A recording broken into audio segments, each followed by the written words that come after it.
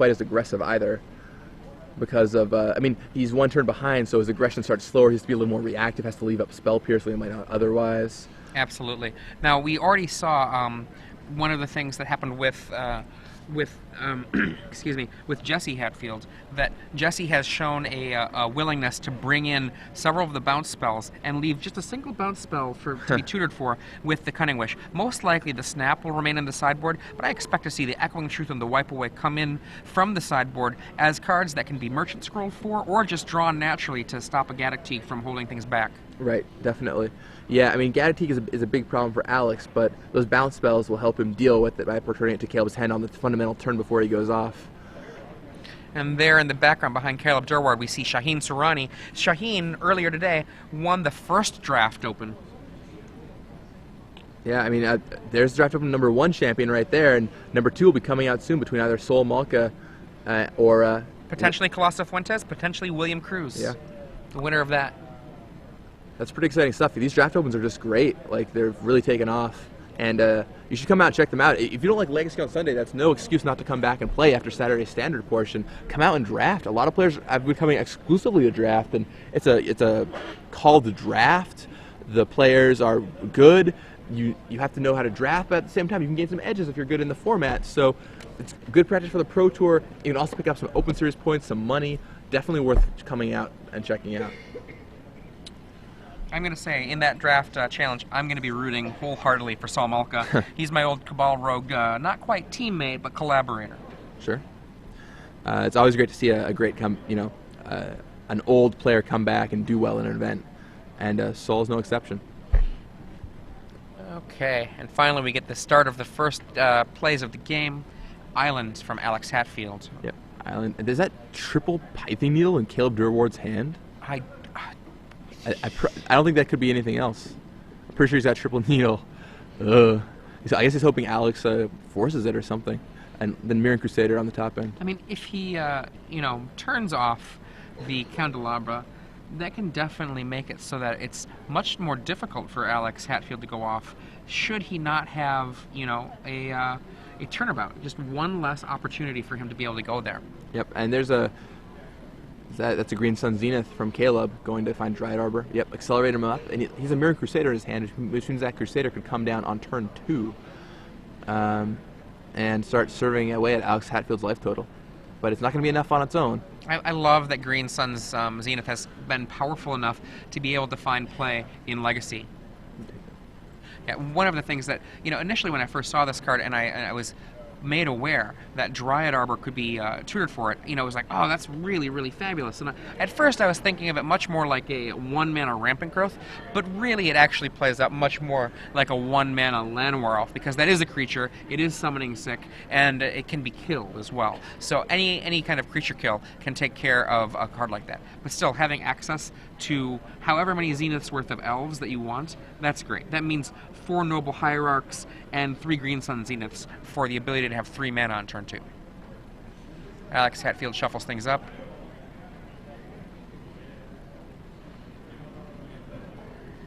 I'm going to wait for his turn 2 play here.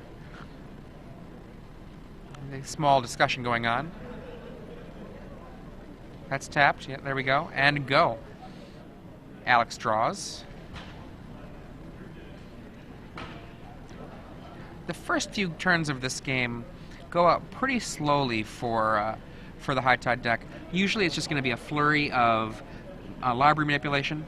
Here, by laying a second turn island with no preordain, no ponder, no main phase brainstorm, at this point in the game, it could be that he just doesn't have any of those cards. End of the turn brainstorm doesn't seem very exciting to me.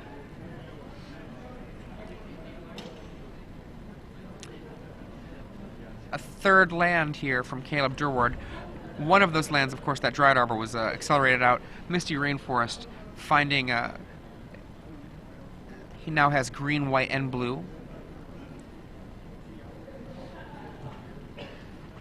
And while Alix shuffles Caleb's deck, Caleb waits to present the card that he has prepped here. It's all ready, right there, laying on the table to be flipped over. And here it comes. Looks like a Crusader.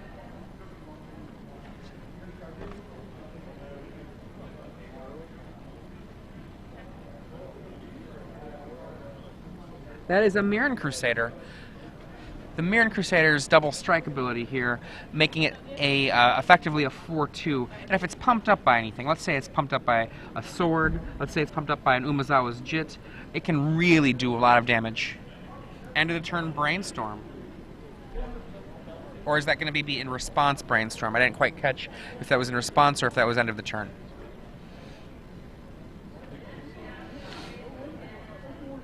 Yeah, the Mirren Crusader, should an Umezawa's Jit be connected to it, the first of its 2 strikes would deal 2 damage. 2 tokens could come onto the Crusader, and if he wanted to, he could cash them in right away and get in a total hit for 8. On the other hand, if he held back a little bit, he could wait till the next turn and turn that into a hit for 6, followed by a hit for 10. Oh. Yeah, Mirror Crusader can do so much damage so fast. I was just took a quick break and I noticed that Colossal Fuentes was playing over there. So on the Draft Open, Colossal's currently down a game in the Draft Open. So we'll see how that turns out and make sure to report back who Sol Maka is playing in the finals. Sorry,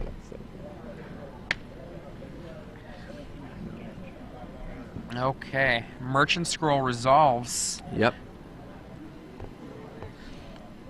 Merchant Scroll is in. What do you think you get here if you're Alix Hatfield? I mean, I didn't see what the rest of his hand was as part of the problem. I mean, you don't want to see something like a Umezawa's Jit hit. He's either going to probably get a Force of Will, potentially a bounce spell, or a combo piece. Those are the 3 things I would imagine I'd see.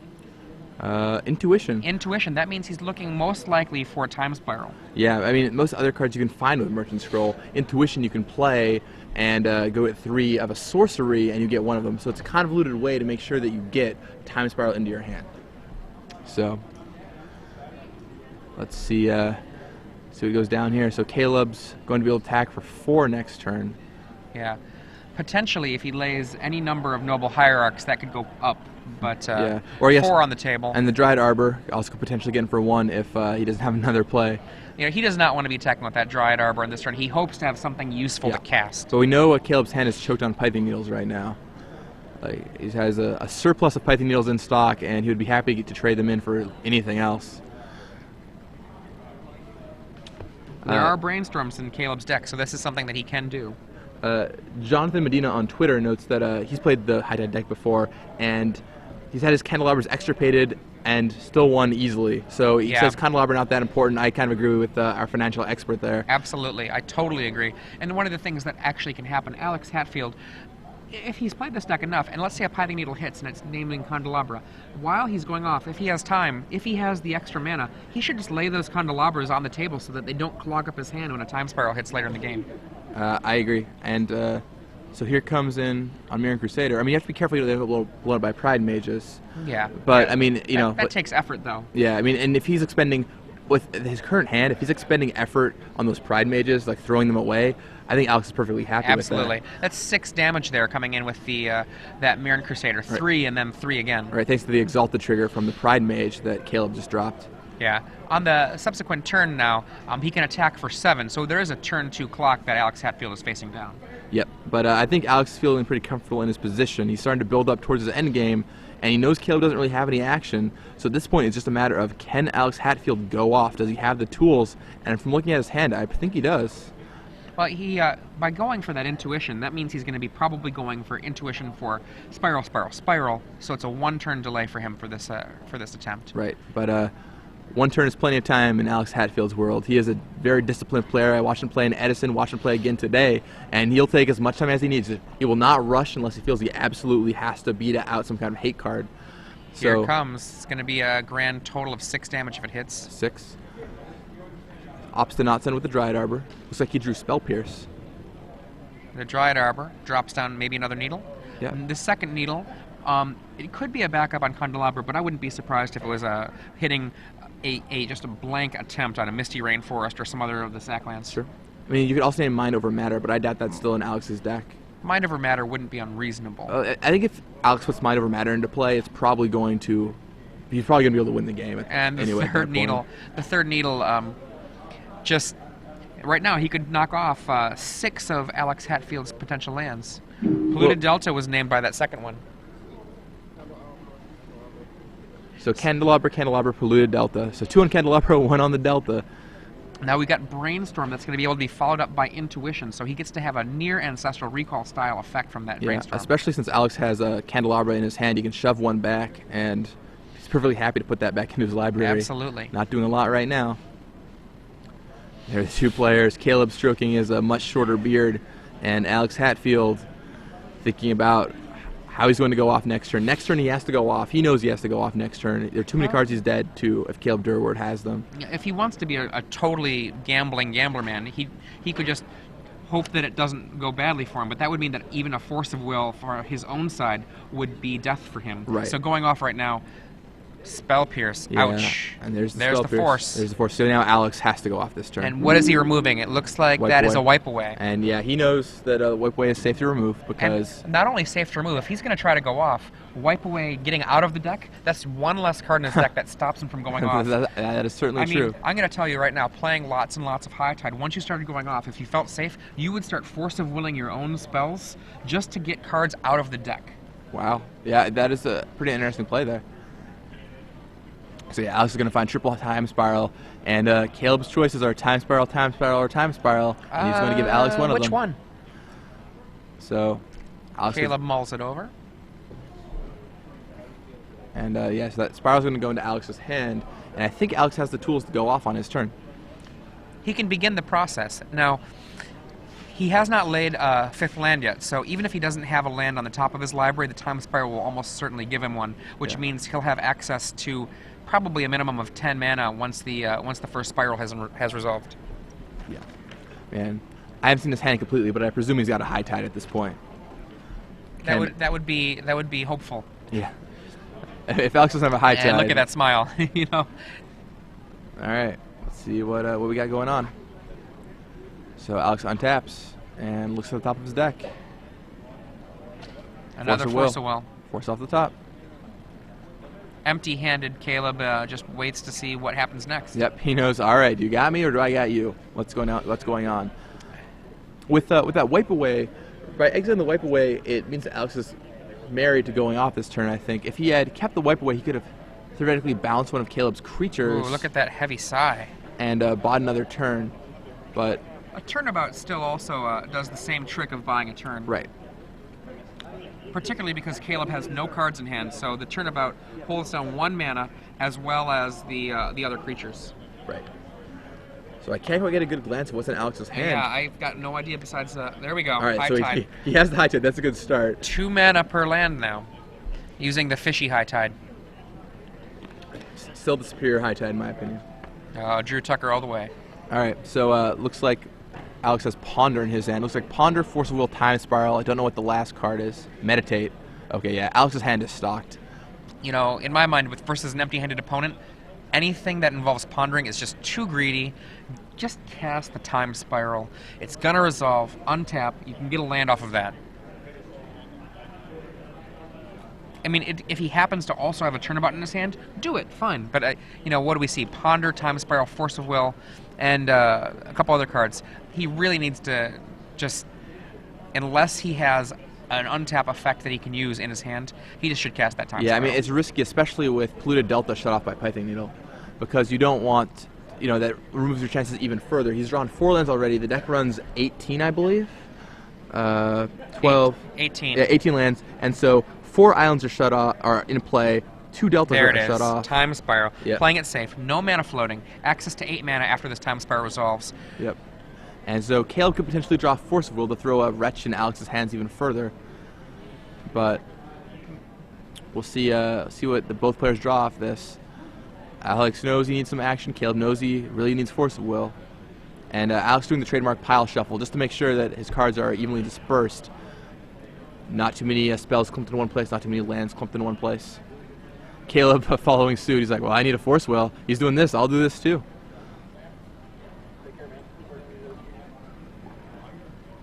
So Alix shuffles.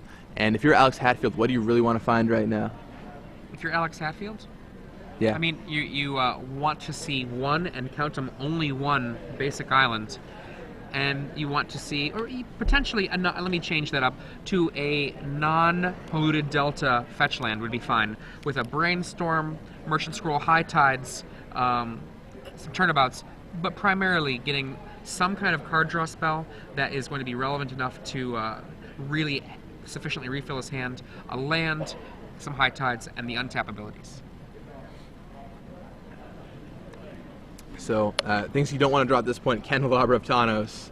Not going to do so much for him here. On the other side of the bracket, we've got word in now. Jesse Hatfield has advanced, defeating the other Bant deck played by Todd Anderson in the quarterfinals. So it's going to be High Tide versus Elves on that other side of the bracket. And here we're waiting to find out what Dredge is going to face. And Alix, if Alix goes off here with this High Tide, it's going to be Dredge versus High Tide in the semifinals. We feel like Dredge is pretty insanely favored in this matchup. But first, Alix has to finish going off, and that's no small feat, especially considering Caleb could draw Force of Will. Let's see what 7 cards Alix plucks off the top.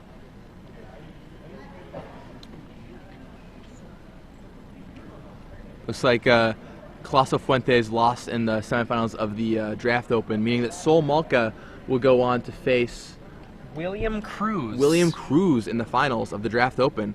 So that should be a match to keep an eye on, too. We'll try and inform you how that goes as the night continues. I've got a root for my old collaborator, Saul. So, all right, let's see what 7 cards are. They've laid them down in dramatic fashion. Now they're going to sweep them up. I hope I get a chance to see this. I see a Force of Will in Caleb Durward's hand. At least one, maybe 2? I think there's one of those is a Brainstorm, but definitely one Force of Will. And there's another High Tide for Alix. And so now we play the game of Caleb has to figure out when is the right time to force. Is it now? Yep, and he forces. Yeah. And now Alix might not necessarily need to have that that High Tide to be able to continue going off. Being a tide at 2, this deck can very often easily push right through that. We were going to show the stack. He wants to have the stack very visible. And you're right, there was a Brainstorm there. Yep, so he exiles the Brainstorm to force Will High Tide. And it looks like in response, we're going to go for a Meditate. Alix is going to try and find a force of his own to make sure that High Tide resolves. Without Candelabra, he's going to need all the mana he can get, and Alix knows that High Tide is pretty important.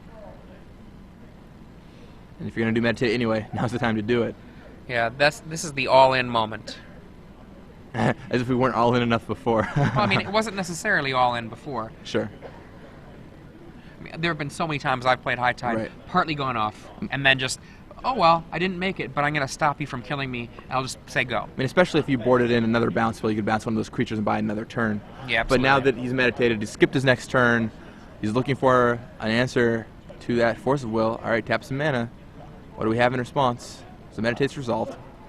Another High Tide. Caleb's going to have to let this one resolve.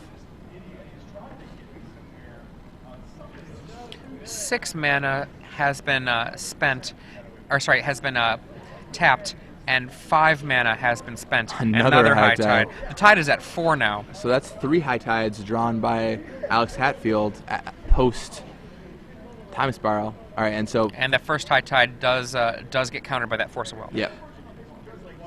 The tide is at 4 still, despite that. And so that means all of Alix's islands tap for 4 blue mana. And so he has 1 floating, I believe, so we can go up to 5 right here. He goes for a Ponder going down to 4. Let's see what Alix does. In Edison, we saw him pull up a pretty incredible series of top decks. Let's see if he finds all the cards he needs here. Looking with Ponder.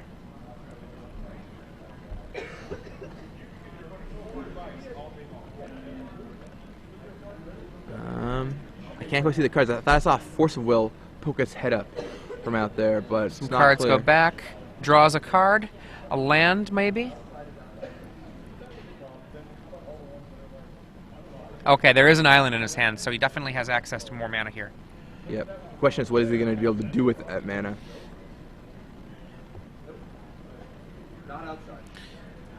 With this mana that he has left, can you see what that card is? Is that a... It's Cunning Wish. Okay. So he has the ability to wish. Now he can go... get a snap. A snap would recover him quite a lot of mana. Right. The question once again is, what is he going to do with his... what is he going to do with all that mana? For those of you who are waiting at home to find out the results between Christopher Hackelman and David Thomas in the Dredge Mirror match, David Thomas has won 2-1. David Thomas won? He was the one player without Leyline of the Void in his sideboard? That's correct. That is crazy. So the non-Leyline version of Dredge with no sideboard cards beat the version with 4 Leyline of the Voids. That's insane. In the meantime, Alix Hatfield trying to maneuver his way into victory here. He will go on to face Dredge, played by David Thomas. If he wins, Caleb will have to face the same.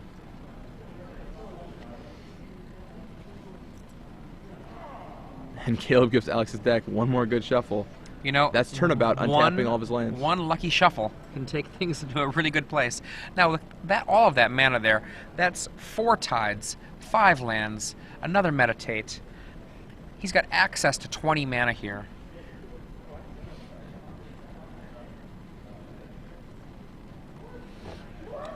And yeah, draws much more cards. I think that Meditate should probably do it for Alix. I'm sure he just found a bunch of gas. I see a Ponder at the front of his hand.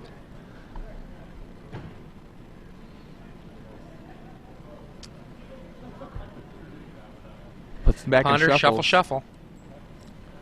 Looking for some more action. I mean, Time Spiral is a pretty decent card to draw here. Drawing the Intuition is good. Drawing a Merchant Scroll is good. With 20 mana, even drawing a Cunning Wish to be able to, you know, wish for a Blue Sun Zenith can get you probably a good 7 cards or more, and have mana to untap and/or cast a Time Spiral. Yeah, especially when all of his islands are tapping for so much mana. So Alix has ran good with these Ponders in the past. Let's see if he does so again.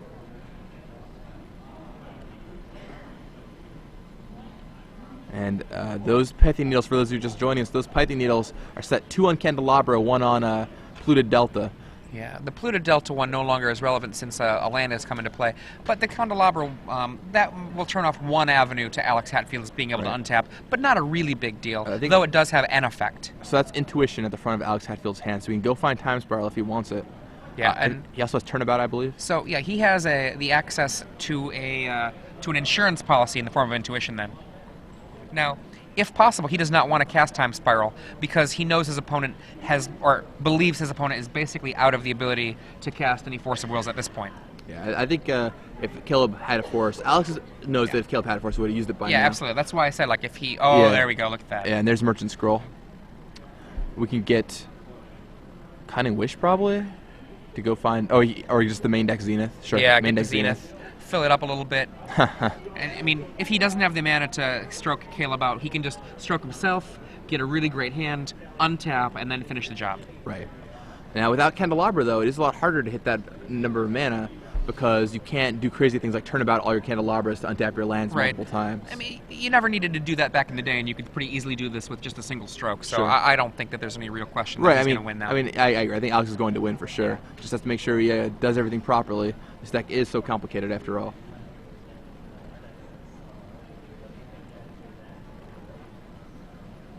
And let's see. All right, there's Zenith. And let's find out from our judge at the table how much he's going to be stroking for here. All right, at least it's a lot of cards. Count about like 20-ish cards. From the way you laid it down, I'd guess about 20 cards. Yeah, I think it's actually more like 3 million cards. Sure, why not? A 20 for one, pretty good. And he's going to pick up all the cards he needs, and now he should be able to go off without any problem. 17 apparently is the actual factual count. Yep, so, well, that's not nearly as good. Not nearly. He's an ancestral short of what he should have had. Yeah. No, but looking over Alix's hand, yeah, now it's just a formality. Don't get a game loss, don't draw any extra cards, and Alix has this. I really love High Tide. I think there are two kinds of people who love High Tide, people who hate High Tide. Not very many people out there seem lukewarm to it. People either want to see it, don't want to see it, love watching it, don't like watching it. It's a pretty intricate deck to watch play, but it does kind of go off on its own. And Brainstorm's back 2 cards. There's a turnabout. There's a merchant scroll. Sure, merchant scroll, find whatever Alix needs. And Caleb has plenty of beard to stroke while he waits for Alix to finish him off. And yeah, that Zenith is such a great inclusion because it goes back into the deck. Oh my god. That actually gives you one more slot available in your 60. And back one in the day, slot is huge. Yeah, back in the day you had to run 2 strokes of Genius. Now, one Zenith does the job of 2 strokes. Yep. And plus you have the Cunning Wish just in case something goes awry. Another High Tide, just cuz. Just cuz. Alix wants to make sure he does this correctly. Turnabouts, untaps all of his lands. And Alix now has access to so much mana. The Tide's at 4. Tide's at 5 now. Tide's at 5. Tide's at 5, so all of his lands tap for 5, 10, 15, 20, 25. So he has 25 mana available for him. Cunning Wish. Plus he has all the mana floating in his mana pool right now. Right. Now he knows what his opponent's deck has here. So this Brain Freeze is not going to run into any Emrakuls. It's not going to run into anything that could be problematic. And that's it. Caleb Durward picks him up.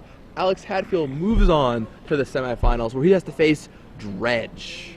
That sounds like a rough one to me, just looking at these lists. Now, to be fair,